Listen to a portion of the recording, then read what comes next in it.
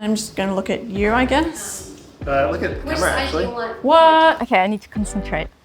My hair's all over the place. Okay, okay, so here they are. It's Jam and Zam. Jam's out.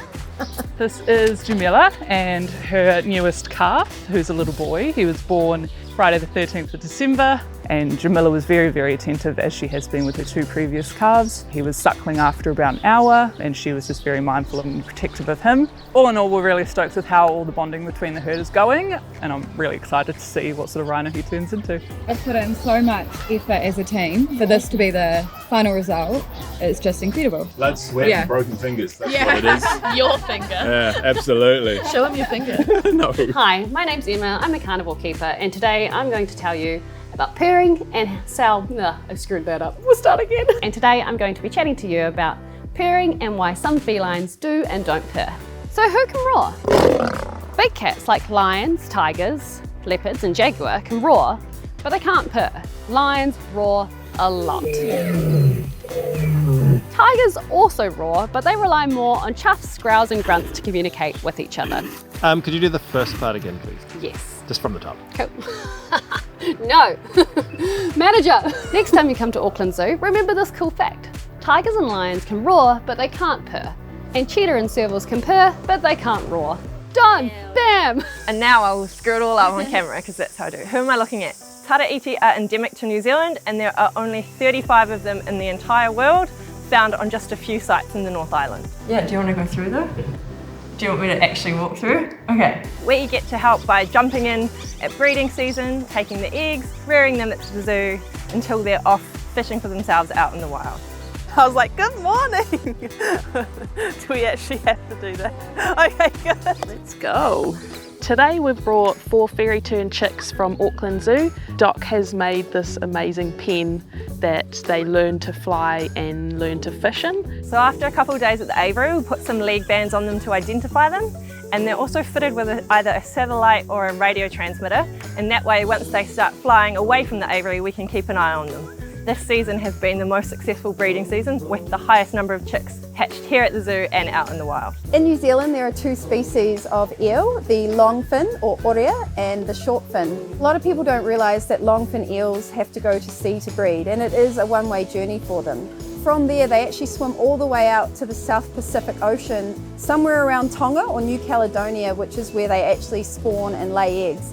Once the eggs hatch, the circle of life begins again. The eel larvae come back to New Zealand on ocean currents, a mammoth journey that can take over a year to complete. So it's really important we continue our conservation work to ensure their survival for future generations. Today we are waiting for the arrival of our dinosaurs. We've got 5 trucks arriving soon. The dinosaurs are large animatronic life-size dinosaurs. They're going in our new dinosaur discovery track. They're gonna roar, they're gonna move, and they're gonna be great.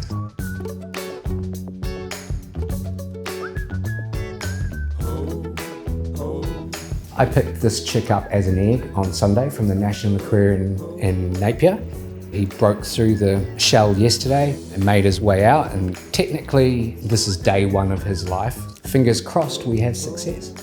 Hi. We got 2 weeks ago a rescue chick that came from Napier, and that chick was found on the beach with no parents around and way too young, like 30 days old at the time. Luckily for us, then it means we've got 2 penguin chicks together. So the chicks. Hi. Bringing in those 2 new chicks is very positive for the colony. Hand-rearing penguins is never easy, so the team is very proud. And then seeing that they've been learning from the other penguins, it's been pretty amazing to watch for us, for sure. We've got some exciting news. We've got 4 new meerkat pups here at Auckland Zoo, and they're just over 2 months old. This afternoon we'll be feeding out some mealworms, cat biscuits and mixed veg for the meerkats. So the reason we put the food around is to encourage foraging behaviour, as they would naturally be looking for food. The pups haven't quite developed digging skills yet, so for now we're just going to hide their food amongst the grasses. Pups are still suckling from mum. In a couple of weeks they'll be weaned, and as they mature and get older they'll play a role in future litters had here at the zoo. The origin of our sea crate here at Auckland Zoo, it was found on a beach in Takapuna in December 2022. So we collected this snake off the beach as best we could, and Whose radio is that? Not mine. Whilst it's unlikely you'll ever see a snip, you have to do this all over again. And therefore, we've worked with the Department of Conservation to have her permitted to stay here at the zoo. I'm not sure there's ever been a snake visible in a zoo in New Zealand before. She's grown very fast. When she arrived at Auckland Zoo, she was a mere 44.5 grams, and now she's well over 200 grams. It's a real unique experience for us and an honour to work with her. It is now an ambassador for the wild cousins. All right, and go. My name is Hef, and I'm here. No. Participate willingly and cooperatively every morning for us to be able to get a really close look at him and blah, blah, blah. I don't know. And something. Oh my God.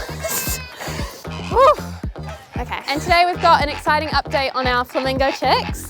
Hi. Hi, I'm Devon, one of the keepers at I was going to say here at Auckland Zoo. We're not at Auckland Zoo. So this week, due to the fact that it is Wild Parrot Week, we have... Sorry, my radio.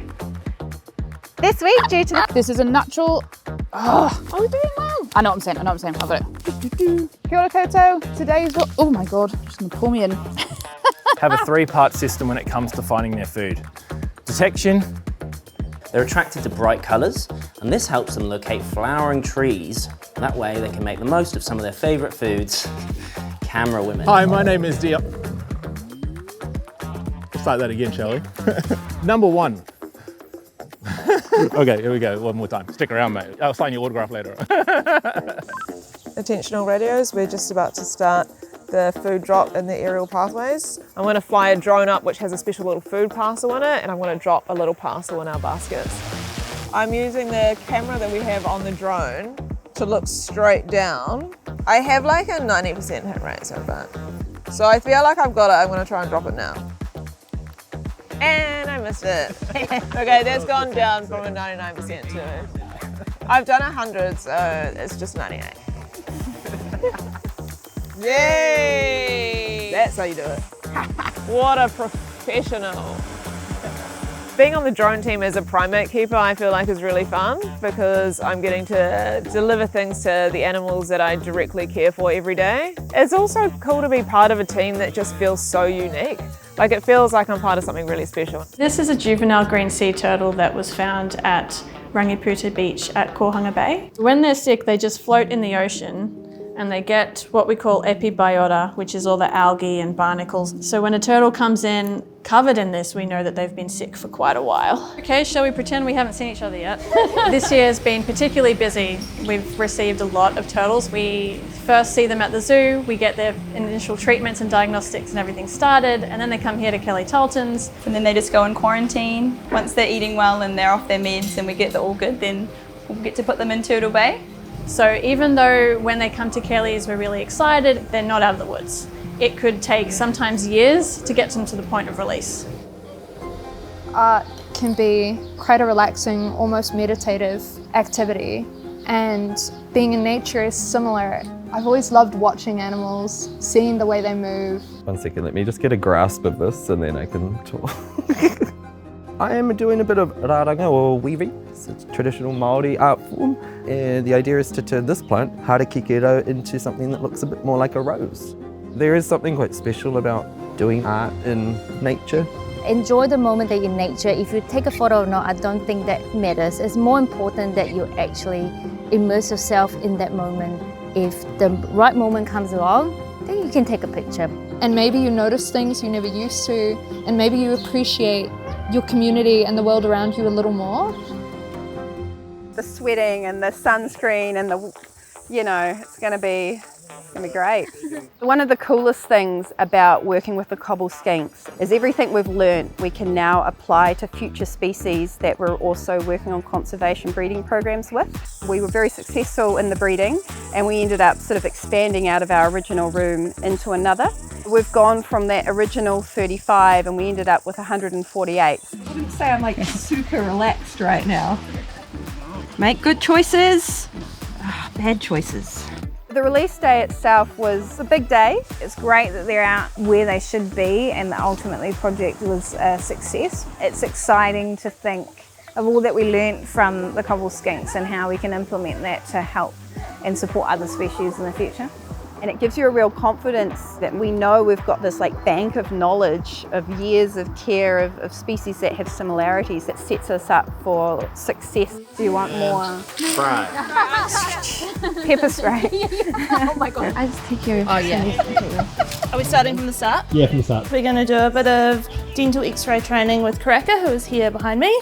This here is what we call a fake x-ray box. So we have tried to closely mimic the normal one. So when the actual one comes in on the day, it's not a shock to the giraffe. So we just introduce the ball on the end of the stick, and then when the giraffe comes close to it or touches it with their nose, we reward them, and eventually they associate touching the target with a reward. The aim of the game is we want her to hold still for a couple of seconds so we can capture the x-ray. We don't want her moving all over the place, otherwise the x-ray image will be quite blurry. So it's really good we get this training underway now, so if anything goes wrong in the future, we can take x-rays like on the spot. Good. Okay, we'll end it there. That was great.